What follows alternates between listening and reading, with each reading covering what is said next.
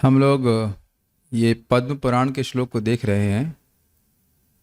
लोग कई बार सोचते हैं या पूछते हैं कि हमारा मन तो लग नहीं रहा है, तो बोलने से क्या लाभ है। तो केवल बोलने मात्र से, भगवान का नाम बोलने मात्र से क्या लाभ है, इसको पद्म पुराण वर्णित करता है। ये वदन्ति नरा नित्यम हरिरित्यक्षरद्वयम्, ये वदन्ति नरा नित्यं हरिरित्यक्षरद्वयं, तस्योच्चारणमात्रेण विमुक्तास्ते न संशयः। ये वदन्ति नरा नित्यम, जो नरा, नरा मतलब बहुवचन में है, जो मनुष्य नित्य ही बोलते हैं। क्या बोलते हैं? हरि रीति, हरि इति, हरि इति इतना, अक्षरद्वयम, ये दो अक्षर बोलते हैं, हरि रोज बोलते हैं। तस्य उच्चारण मात्रेण, उसके उच्चारण मात्र से, विमुक्तास्ते न संशय, इसमें कोई संशय नहीं करना चाहिए कि वह मुक्त हो जाते हैं। अब देखिए यहाँ पे नित्य का क्या अर्थ है। नित्य बोलने का अर्थ है साधक के स्तर पे रोज, क्योंकि 24 घंटे साधना हम नहीं कर सकते हैं। और विचार किया जाए तो हरि, केवल हरि रोज बोल रहा है, एक बार रोज हरि बोल दे रहा है, तो वो विशेष रूप से मुक्त हो जाएगा, पर्याप्त है। अब अगर खूब जम के जप करे तो वो कहना ही क्या। तो फिर प्रश्न आएगा कि प्रभु जी हम तो मुक्त नहीं हुए, हम तो इतने, हम रोज 16 माला जप करते हैं, ये करते, तो हम तो मुक्त नहीं हुए। तो यहाँ पे हम दो उदाहरण देना चाहेंगे। पहला ट्रेन का। एक बार मेरे एक रिश्तेदार थे, उनके घर में हम गए थे और उनसे बात हो रही, तो उनकी लड़की ने कहा कि भाई आप कह रहे हो कि 16 माला जप करने से, हम कह रहे हैं, मैं तो श्रील प्रभुपाद जी समझा रहे हैं कि जो व्यक्ति 16 माला का जप करेगा हरे कृष्ण मंत्र की प्रतिदिन, और 4 नियमों का पालन करेगा, अवैध स्त्री संग नहीं करना, शराब नहीं पीना, मांस नहीं खाना, जुआ नहीं खेलना, तो इसी जन्म में भगवान के पास चला जाएगा। तो उन्होंने पूछा कि आप क्यों नहीं चले गए आप क्यों नहीं चले गए। तो पहला तो मेरा उनसे उत्तर था कि देखिए, अगर मैं चला गया होता तुरंत ही, तो आप मुझसे प्रश्न नहीं कर पाते, ये प्रश्न करने के लिए कोई मिलता ही नहीं। दूसरी बात क्या है, आप सब लोग जानते हो कि यदि आप रेलवे स्टेशन पे बैठे हैं और कहीं जाना चाहते हैं, तो आपकी ट्रेन जब आएगी, यदि आपके पास टिकट होगा, आप उसमें बैठ जाएंगे और चले जाएंगे, क्या कठिनाई है। लेकिन टिकट होगा ही नहीं तो नहीं बैठ पाएंगे, चाहे कितनी ही ट्रेनें आएँ और जाते रहें, देखते रहेंगे उसको। मानते हैं इस बात को? दूसरा उदाहरण है हवाई जहाज में बैठने का।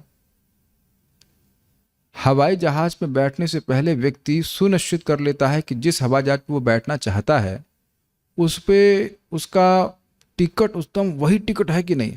मेरा अनुभव है बैठने का 2 बार, तो हमको बड़ा बड़ा एंजाइटी होती, बड़ा परेशानी होती, वही टिकट है ना, टिकट है ना, टिकट है ना। तो हर व्यक्ति को विचार करना चाहिए कि आज उसका आखिरी दिन है, ये हो सकता है, और हमको अब अगले गंतव्य के लिए जाना हो, तो ये व्यक्ति इस श्लोक से शिक्षा ले ले कि जो उसका नाम जप की संख्या है वह जरूर से पूरी करे। अब मन लगे या न लगे उससे मतलब नहीं है, टिकट आपके पास है तो आप प्लेन पर चढ़ करके दूसरे गंतव्य को जाने के लिए समर्थ हैं। तो सभी भक्तों को प्रयास करना चाहिए कि इससे पहले कि अन्न जाए, अब अन्न वन की चिंता छोड़ करके व्यक्ति को अपने 16 माला का जप जरूर पूरा कर लेना चाहिए अच्छी तरह से।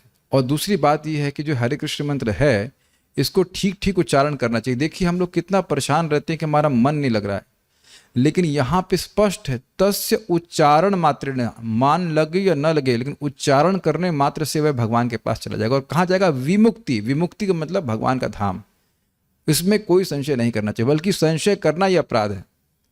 और आप जानते हैं यहाँ पे भी मेडिसिन हम लोग लेते हैं, केवल जीभ से स्पर्श करा दीजिए, जैसे पोटेशियम साइनाइड जहर होता है ना, बस जीभ से स्पर्श कराइए और आदमी को मार देगा। उसका ध्यान कहीं पे भी हो, जीभ से स्पर्श करते ही मार देगा उसको। तो इसमें कोई संशय है किसी को? पोटेशियम साइनाइड पे कोई संशय नहीं है, लेकिन भगवान के नाम पे संशय है। तो ऐसा संशय भगवान का नाम स्वयं प्रस्तुत कर देता है। क्यों? अगर लोग तुरंत बोल करके तुरंत भगवान के पास चले गए होते तो संशय नहीं रहता।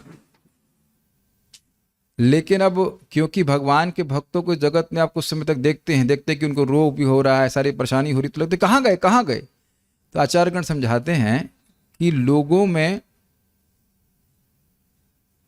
एकदम से श्रद्धा ना हो, सामान्य लोगों को नाम की महिमा तुरंत ना प्रकाशित हो, इसलिए नाम अपनी प्रभाव को तुरंत प्रकाशित नहीं करता। इसका अर्थ यह नहीं कि इसका प्रभाव होता नहीं है।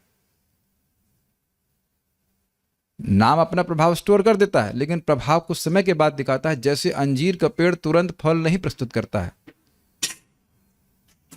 Is it okay? तो इसमें कोई संदेह नहीं करना चाहिए कि जो नाम बोल रहे हैं, अगर वो नाम अपराध से बचते रहें तो वे निश्चित रूप से मुक्त हैं और भगवान के धाम में चले जाएंगे। ध्यान दीजिएगा, नाम अपराध से मुक्त रहेगा तो वे निश्चित रूप से मुक्त होकर के भगवान के पास चला जाएगा। तो इसलिए संशय नहीं करना चाहिए कि क्या करना चाहिए। और इसमें अच्छी बात यह भी बताई गई कि देखिए, भगवान हरि का स्मरण से श्रेष्ठ कीर्तन है। क्यों? क्योंकि जब तक हृदय शुद्ध नहीं होगा तब तक आप भगवान का स्मरण नहीं कर सकते। लेकिन कीर्तन कैसे भी हृदय से कर सकते हैं। एकदम अब गंदा हृदय भी है तो भी हरे कृष्ण बोलने में क्या दिक्कत है? अरे हाथ में सिगरेट भी है तो भी लोग हरे कृष्ण बोलते हुए दिखे जाते हैं कि नहीं? हम तो मंदिर में देखे मंगल आरती के समय लोग शराब भी पी के जाते हैं। कभी कभी बाहर से आते हैं, वो पिए रहते हैं, आप महक, उनकी महक से आप महसूस करेंगे, लेकिन वो भी नाच रहे होते हैं कीर्तन में। तो आप ये इस प्रकार से वह बड़ा प्रबल साधन है कीर्तन का। कीर्तन करने से मुक्त हो जाता है। तो इसलिए हमको निरुत्साहित नहीं होना चाहिए। एक और बात है, ऐसी मुक्ति जिसको आप देख सकते हो वो मैं यहाँ दिखाऊंगा आपको, जिससे आप कोई संशय ना करें। देखिए, वास्तविक रूप से बंधन जगत का नहीं है, वास्तविक रूप से बंधन है इच्छाओं का, वासनाओं का। मान लीजिए मैं इस माइक को कस के पकड़ लूं, तो माइक ने मुझको नहीं पकड़ा और मैं कहूं मुझे छोड़ दो, मुझे छोड़ दो, तो क्या ये बेवकूफ़ी है कि नहीं? आप क्या बोलेंगे? अरे आपने माइक को पकड़ा है, माइक ने आपको नहीं पकड़ा है। कोई जीवित व्यक्ति ही दूसरे को पकड़ सकता है कि नहीं? क्या ये माइक मुझको पकड़ा है, ये मैंने माइक को पकड़ा है? मैंने माइक को पकड़ा हुआ है ना? तो उसी प्रकार से माया को हमने पकड़ा हुआ है, ना कि माया ने हमको पकड़ा हुआ है। चार विचार हम लोग इतने आसक्त हैं अपनी इस भौतिक वासनाओं से। तो अब आप ये देखिए कि जब से आप जाप कर रहे हो, जब से शुरू किया है, आपको पता भी नहीं चला होगा कि कैसे बुरी इच्छाएं चली गई। बहुत सी बुरी इच्छा चली जाती है। लोग, जो एक व्यक्ति थे जो 300 हमको बता रहे थे कि 365 दिन शराब पीते थे एवरी डे, और ये नहीं कि वो होम्योपैथिक की मेडिसिन की तरह 10 बूंद डाल दिया, नीट पीते थे, मतलब बिना पानी घोल के, मतलब जैसे भी जो भी उनका मतलब स्टैंडर्ड रहा हो, और वो सब छूट गया। तो यही देख रहे हैं ना कि घोर वासना, शराब की आदत जाती नहीं है, घर चला जाता है लेकिन शराब की आदत नहीं जाती है। घोर वासनाएं से भी जीव अपने आप मुक्त हो जाता है नाम उच्चारण करने मात्र से। और अपने जीवन में भी देखेंगे, एक भक्त बोले थे चाय कैसे छूटेगी, और चाय कब छूट गई मालूम ही नहीं चला। Make sense to you? तो यही हम देख रहे हैं कि भौतिक वासनाओं का नाश हो रहा है और साथ साथ भगवान की भक्ति की वासना स्थापित हो रही है। तो ये प्रैक्टिकल दिखाया जा रहा है कि जो नाम उच्चारण करते हैं उनके हृदय से वासना समाप्त हो रही है। अब फिर प्रश्न आएगा कि तो मन कैसे लगेगा भगवान के नाम में? ये भी बड़ा रुचिकर है। ये विज्ञान समझ रहे हैं कि उच्चारण करने से वासनाएं नष्ट होती हैं। और आप ये मानते हो या समझ रहे हो कि जब आप जप करते हैं तो मन उस जगह जाता है जहाँ पे इच्छा जाती है।